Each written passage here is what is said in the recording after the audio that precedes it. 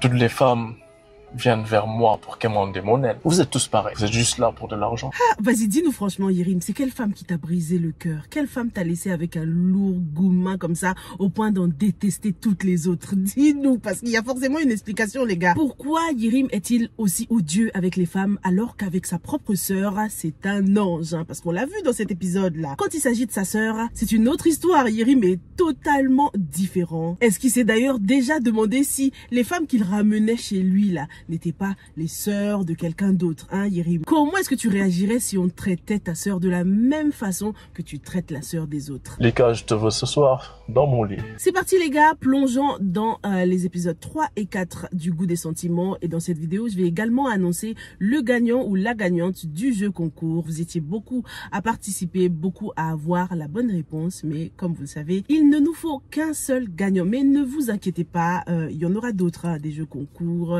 Et j'aimerais bien organiser des lives d'ailleurs avec les acteurs. Dites-moi dans les commentaires quel acteur vous aimeriez avoir en live, hein, pour lui poser toutes les questions. Je sais qu'on est au début, mais on a déjà plein de questions, hein, pour savoir comment les acteurs se sentent dans leur rôle. Pour qu'il nous parle également de quelques scènes clés qu'on a eues jusqu'ici. Donc dites-moi pour quel acteur vous avez des questions. Dites-moi tout dans les commentaires. Bravo Binta Coulibaly, Queen Bee. N'hésite pas à me contacter tout de suite par mail, hein, pour la suite des choses. Lika se retrouve obligée de signer ce fameux contrat que Yerim lui a proposé. En gros, il lui propose de l'épouser, hein, en échange d'un peu de confort et d'argent. Mais soyons clairs, ce contrat est surtout avantageux pour Yerim, on est d'accord. Ça lui permet déjà de calmer sa mère, hein, de calmer la pression de sa mère par rapport au mariage. Yerim va aussi avoir à sa disposition une belle femme dans son lit à chaque fois qu'il le veut. On imagine à quel point ce contrat doit être insupportable pour Lika qui le déteste. Mais elle n'a pas le choix, Lika. Son petit frère est à l'hôpital et sa mère qui est au village n'a pas forcément les moyens de payer les soins médicaux, les soins d'hospitalisation. Lika pense encore une fois aux autres avant elle-même. La première fois, c'était voilà pour ce voyage, hein. Elle a accepté pour que Néné ne soit pas dans les difficultés. Et maintenant, Lika pense d'abord à sa famille. J'ai hâte de voir la réaction de la mère de Yerim, hein, quand elle va apprendre que son fils va épouser une des filles qui ramène souvent chez lui là. Et en fait, c'est presque comme si Yerim faisait ça pour narguer sa mère, pour la provoquer en fait. Ces épisodes nous ont permis de voir Yerim au travail. On découvre que c'est un dirigeant très exigeant, voire désagréable. D'accord, t'es sous pression, mais c'est la peine de parler à tes employés comme ça. Yerim, tu dois chill là. On découvre également la relation qu'il a avec sa sœur, hein. Donc comme je vous le disais dans l'introduction. Et ce qui est surprenant, c'est que Yerim est super proche, super doux avec sa sœur. Il est presque transformé. Ils ont une bonne relation. Sa sœur lui raconte ses problèmes, elle se confie, elle lui raconte ses problèmes de cœur et tout.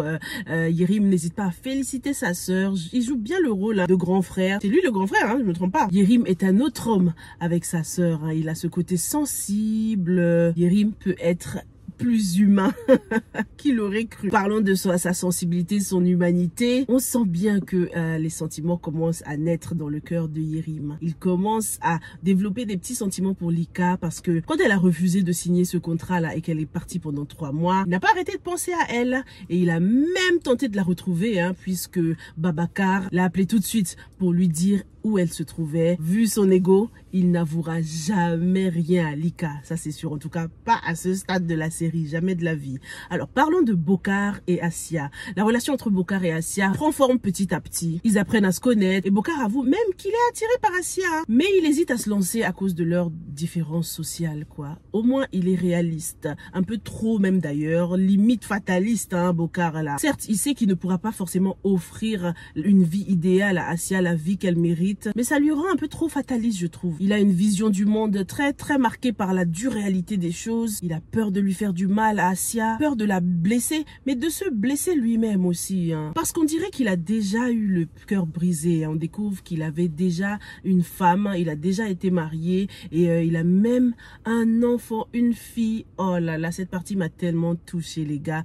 J'ai aimé comment sa main tremblait lorsqu'il a sorti les petits billets qui lui restaient de sa poche. Cette scène nous montre bien le poids de ses responsabilités. Bokar est sous pression, il est frustré et il doit surtout beaucoup faire de travail. Il a beaucoup de travail à faire sur lui-même, hein. Il doit apprendre à gérer sa colère parce que cette scène où il agresse comme ça violemment Assia, ça n'allait pas du tout. Ça aurait pu mal tourner si ça s'était passé avec quelqu'un d'autre, hein. Heureusement pour lui, Assia a agi avec beaucoup de compréhension, beaucoup de compassion, preuve qu'elle est quand même, voilà, elle éprouve des sentiments pour lui. Malgré leurs différences, elle est prête à le soutenir. Bokar, tu dois vraiment faire un travail sur toi-même. Tu aurais pu te retrouver en tôle ou bien perdre ton travail. C'est pas, on peut pas se comporter comme ça, surtout dans un lieu de travail. Assia nous montre dans ces épisodes qu'elle a vraiment un grand cœur.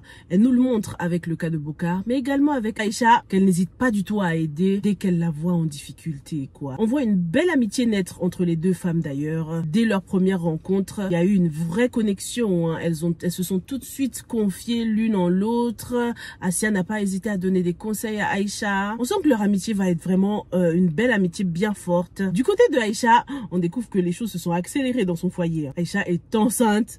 Elle n'envisage pas de garder la grossesse. Et Aïcha, on sait que t'as du caractère, mais bon, cet enfant n'a rien demandé. En plus, ce qui me saoule avec elle, c'est qu'elle fait trop la meuf. Ouais, j'ai du caractère, j'ai du caractère. Pourtant, elle a vite épousé le monsieur. Certes, oui, il y avait la pression des parents, mais elle s'est pas battue trop longtemps. Elle a essayé de s'enfuir. On l'a vu dans l'épisode 3. Elle a eu Biram là au téléphone, mais le mec, on dirait qu'il a déjà tourné la page. Aïcha ne pouvait cependant pas se battre toute seule, mais je trouve qu'elle aurait pu, voilà, essayer a little bit harder quand même, Aïcha. Hamidou, notre beau gosse, l'homme responsable, a fait son entrée dans la série. Donc on découvre que c'est un collaborateur et bon ami du mari d'Aïcha, mais c'est également le frère de Néné. On voit déjà le triangle amoureux, les gars, avec Biram qui est déjà en kiff sur Néné là. Un triangle amoureux se dessine entre Aïcha, Biram et Néné. Hamidou de son côté, avec son style élégant et son côté respectueux, apporte une nouvelle dynamique à l'intrigue. C'est un homme qui a la tête sur les épaules, il est poli, sérieux. Et il a déjà fait la rencontre des parents d'Aïcha, ce qui pourrait présager quelque chose pour l'avenir. Ça me fait penser à lorsqu'il viendra demander la main officiellement aux parents d'Aïcha, par exemple. En tout cas, on voit que c'est un homme qui n'a pas peur de prendre le taureau par les cornes. Il est droit en affaires comme dans sa vie privée. C'est pas un peu heureux, on voit tout de suite la différence entre lui et Biram. Mais pour le moment, Aïcha garde ses distances. Elle nous a sorti son légendaire handshake là, où elle te snob là. Puisque Hamidou fait partie de la vie de son mari là, elle ne veut rien avoir avec lui pour l'instant. On le comprend.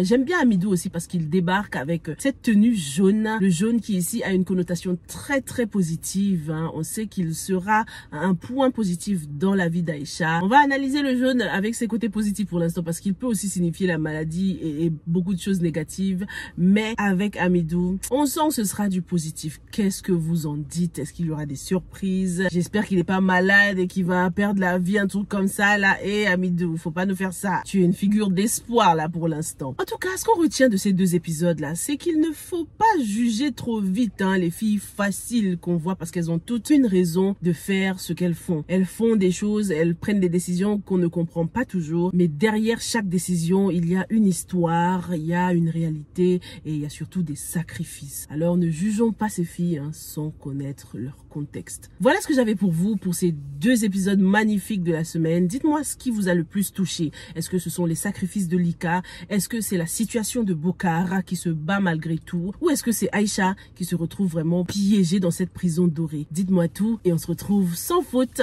pour la suite des revues. Stay safe and stay blessed. Bye.